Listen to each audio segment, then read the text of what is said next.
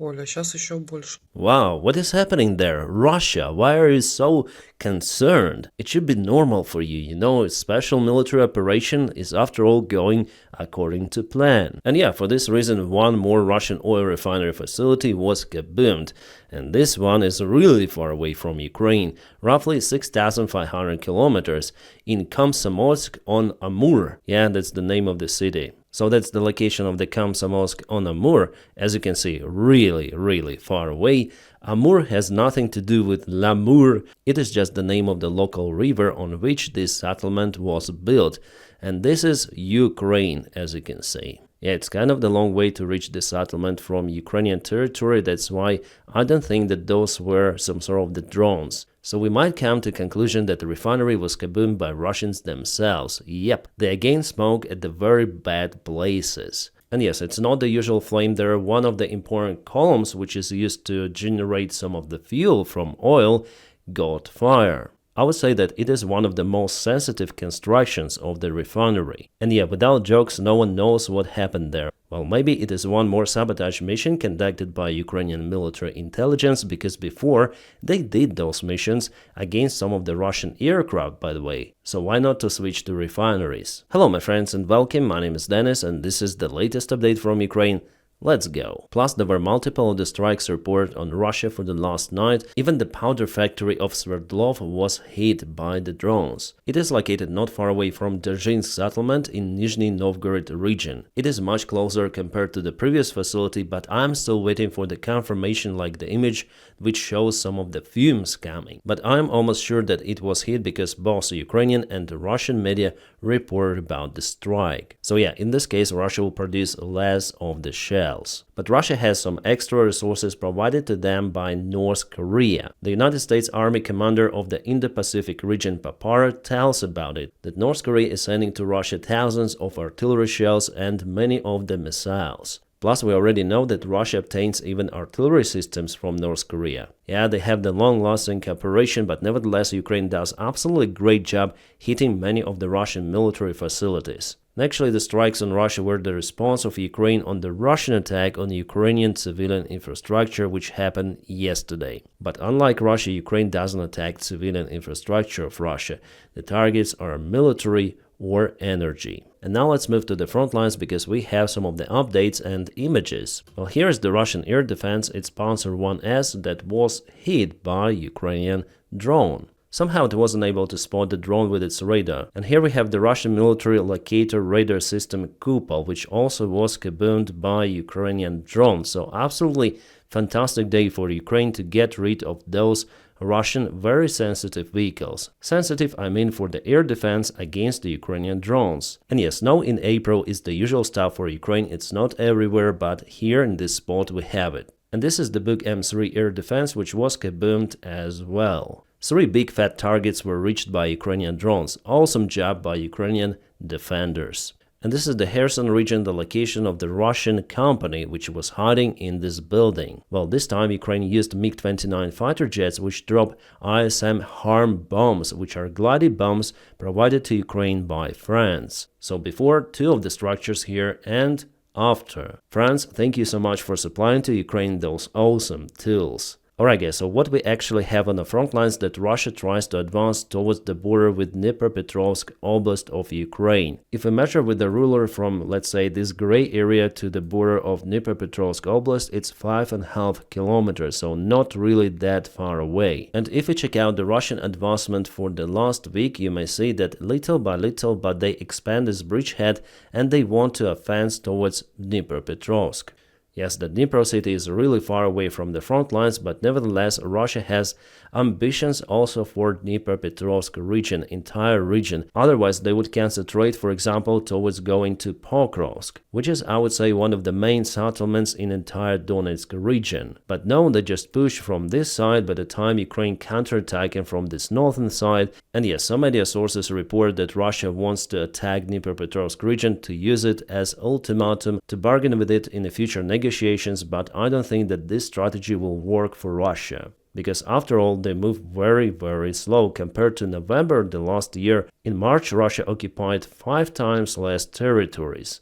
But we do not see that intensity of their strikes dropped, no. They go all in but unable to occupy the land as before. It means that Ukraine found the antidote to stop the Russian mid-wave attacks, and this antidote is just lots of the drones. Alright, and now let's go to detailed updates. For example, not far away from Pokrovsk, Ukrainian army is successful, but today Russia actually tried to get some of the ground in Uspenivka. Well, they actually moved towards the street and also expanded the gray area. Before, Ukraine here conducted a counterattack pushing Russians away, but Russia tries to get control over Uspenivka because that is how they may unlock their group in this region. Because yesterday Ukraine attacked from the north and Russia is just in this single tree line and they have this supply road still, but it's very, very fragile. That's why Russia tries to bypass the Ukrainian army from Uspenivka and maybe also from this side sending extra reinforcements because they have the attack vector here. And they want to force the Ukrainian group to retreat from this area to free this bridgehead for the Russian army to advance towards Udachne. Well, in the coming days we're gonna see how the situation might evolve. Well, I just hope that Ukraine will be able to encircle the Russian group and, to be more particular, 15 separate motor rifle brigade. There could be up to 100 of the Russian troops. From Pokrovsk, let's go to Toretsk region. The fights in this settlement continue. Russia is just unable to occupy it fully, but they moved towards Alexandropol and they occupied this village, unfortunately, guys. So it was yesterday and it is today. Well, it doesn't mean that they moved that fast. We just obtained the information and confirmation that all of this gray area is actually Russian occupied territory, which they occupied well before, but they continued the movement towards this highway.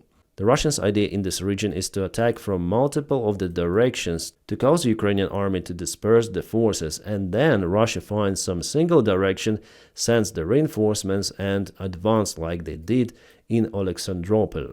In this region, the Russians' minimum tactical goal is to occupy this entire area upon reaching this highway. The Russian army has this task judging on their advancement throughout this front line. And next, they want to attack Konstantinovka from two of the sides, from Chasiv Yar and from Toretsk. But they're really far from reaching this goal. And just to remind you, Avdiivka was occupied 2 years ago, so for 2 years Russia moved that far. So judging on their movement, they would need 1 more year at least to go to Konstantinovka. Well, all of that advancement really depends on the Ukrainian army military support, especially from the United States of America. Meanwhile, one of the Ukrainian commanders published the information about the Russian plans for this summer. He stated that Russia is planning to attack Siversk, which is not that far from Bilohorivka. Well, Russia attacked Bilohorivka well before, but still this settlement is under Ukrainian control. Plus, he confirms the information about Konstantinovka, that it's the next target for Russia. So probably Russia will not advance towards Pokrovsk in the coming months. The Ukrainian defense here is very strong for them. Well, as you see, the most of the experts and Ukrainian officials say that Russia plans something big for this year. It could be their last attempt before announcing the massive mobilization, because they're running out of the volunteers. My friends, here I want to share my thanks to the Patreon supporters. Guys, you keep me going, and if you want to support the job that I do here regularly, you may also join my Patreon. The link for it is available in the video description just below. Thank you so much for maintaining my motivation. And now let's speak about the weaponry which Ukrainian army obtains. For example, this is Leopard 2A4, the older modification. Well, as our soldier tells, it may accommodate just 15 of the shells in a special safe compartment in the turret. So yeah, this is the compartment. It has the electrical door. So you open, you take the shell, then you close. But there is the other unsafe place not far away from the driver of the tank, which is also used for storing the shells. But our soldiers say that they never ever take the shells over there, because they're located just in the tank base, so inside with crew. So if tank is hit to this area, all of the machine would just kaboom. So the safe turret compartment with the door is safer. But you may carry just 15 of the shells on the older modification of Leopard 2. And now let's watch the example of this compartment operation. So here is the hole from the FPV drone shell. FPV hit this compartment of the Leopard 2 and you may see how the shells look like. They opened, exploded, there was the huge fire. And all of the shells, as you can see, are gone, so it is the safe compartment in the turret.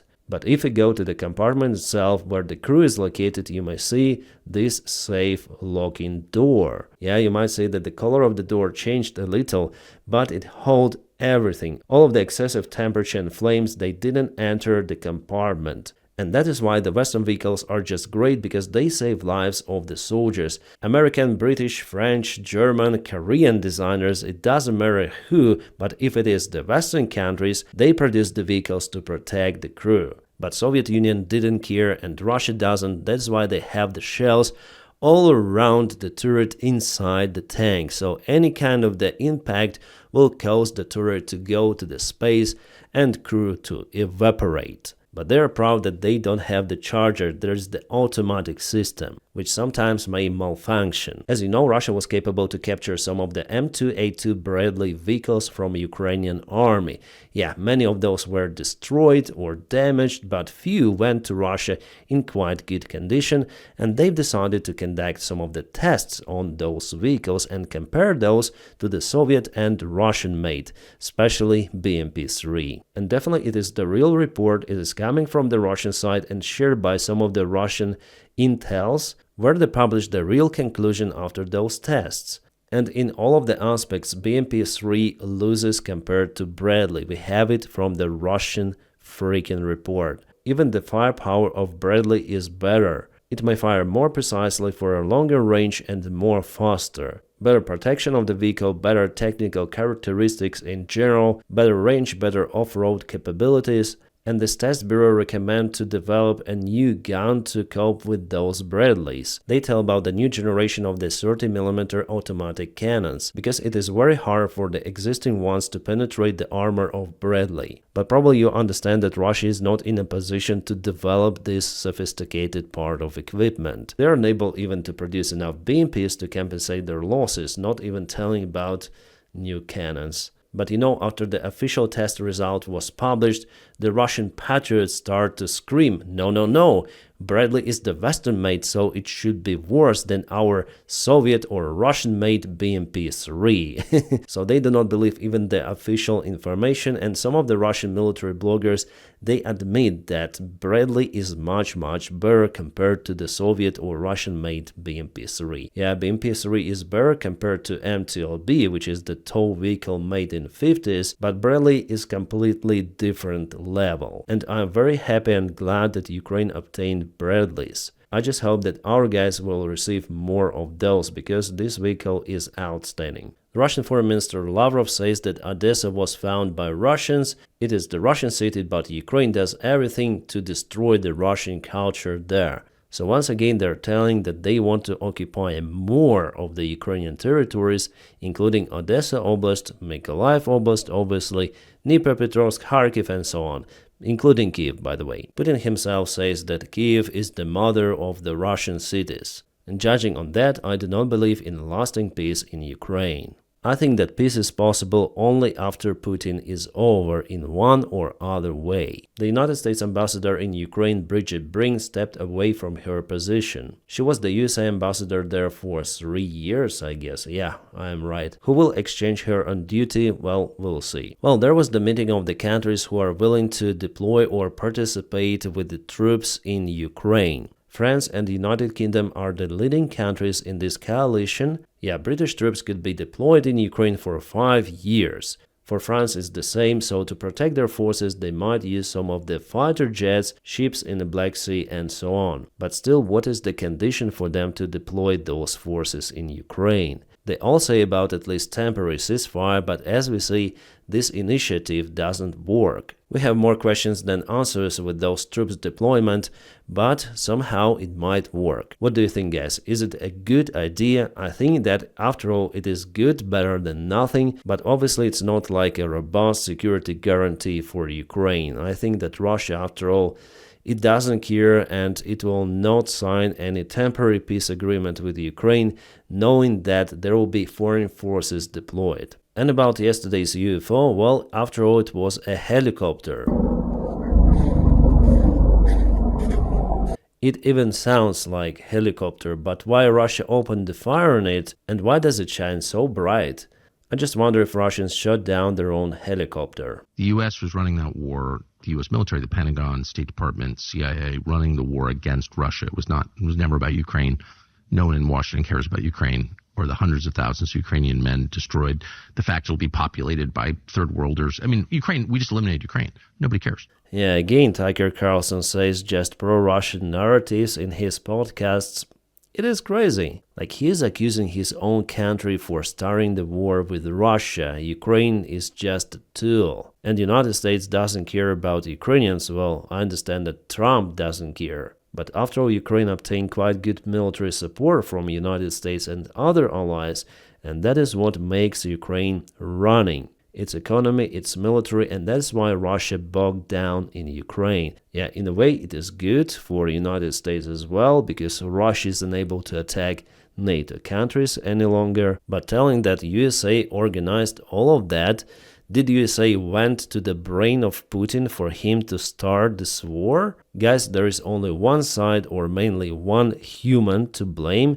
It's Putin and his Russian regime. And Tucker, well, he just got paid by Russia, I'm almost sure about it. And should I tell again about Donald Trump? Well, maybe just a little. Alright, so finally we have the final figure of those tariffs applied against China goods delivered to USA. It's 145%. Yeah, all combined for the last month or something. But maybe it's not the end of the game, because China may apply their own tariffs and yeah, this might rise actually. As experts say, here comes the main reason why Trump postponed for 90 days the tariffs applied on the other countries excluding China. Well, basically 2 days ago, Japan started to sell lots of the United States Treasury bonds. Well, you might consider those bonds as the investments into United States economy, including the sovereign debt of the United States. A country like USA releases its bonds, the other countries are purchasing it because, you know, the USA economy is the biggest out there, it's pretty much stable. But if the countries like Japan sell those bonds, and they have tons of those bonds,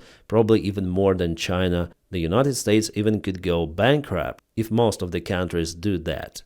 Which means that the policy of Donald Trump is very risky. And that's why he backed down with his tariffs. He was scared of Japan and how they start to sell everything. And one more reason, as people say, that Trump manipulates the markets, which is actually illegal activity. Elon's done a fantastic job. Look, he's sitting here. And I don't care. I don't need Elon for anything other than I happen to like. I don't need him. I just like him. But I'm telling you, this guy did a fantastic job. I don't need his car. I don't need him. I don't need his car. I actually bought one and they said, oh, did you get a bargain? No. I said, give me the top price. I paid a lot of money for that car. But honestly, he makes a great car. You know what I do with it? I let the people in the office drive around in it. Like a big, expensive toy. Tesla. Oh, God. Help. Yeah, clearly there is the confrontation between Donald Trump and Elon, and part of it we already see, but not everything. And Elon was actually against the tariffs applied, at least on the European Union. He said about it openly that there should be a free trade between USA and Europe, and people should have the right to obtain the job in USA if they live in Europe. So a complete different philosophy, unlike Donald Trump, who wants to isolate America. And about markets, it's the real situation right now while I am filming this video. Guys, it's going red again, so red, red, red, a little green, then red again. This kind of the instability will continue for a very, very long time. And Donald Trump actually, before he released the sanctions or postponed them, he tweeted that you should buy shares because you may have some profit. So actually he manipulated with those markets. He even mentioned openly to the press that one of his friends gained $2.5 billion. Clearly, it was a manipulation. Was it intensive? I don't think so. But nevertheless, Donald Trump gained some of the profit as well as his friends. And unfortunately, he will not be investigated, he will not be impeached because he has majority in Congress and Senate. To some of the international news, it's been confirmed that United States collects the air defense systems from all around the world and places them in their bases in Middle East. So definitely they're preparing for some of the military scenario. But also there will be some talks between Iran and the United States of America under mediation of Oman. Negotiations will start on Saturday, so today. And definitely it's openly unclear whether Donald Trump is looking to limit Iran's nuclear capabilities, similar to the previous agreement with Iran, which Donald Trump trashed himself back in 2018. And now he threatens even to bomb Iran. I understand that Iran is not a good country after all, or it is better to say the country is good, but government is not. But the war there right now, I don't think that it will bring more profits for United States or secure the region. Remember what happened to Iraq. Hussein regime was a bad one, but after it was total craziness with new movements which are still over there that just don't receive enough weaponry. My personal opinion that Iranian regime should fall in other way. It's better to support opposition and act more politely. Well, the war is always an option as we see, but it brings lots of the chaos and it is very hard to control the outcome, as it was for United States of America. You may also recall Afghanistan. Guys, you might remember this guy, a brave Ahmad soldier. Look at him. Kastyrka Georgy Olegovich, who was zeroed in the Kursk region. On this photo, he's with Davydov, the commander of the battalion Ahmad, because this guy, he was serving in Ahmad. And here, wow, it is his lady.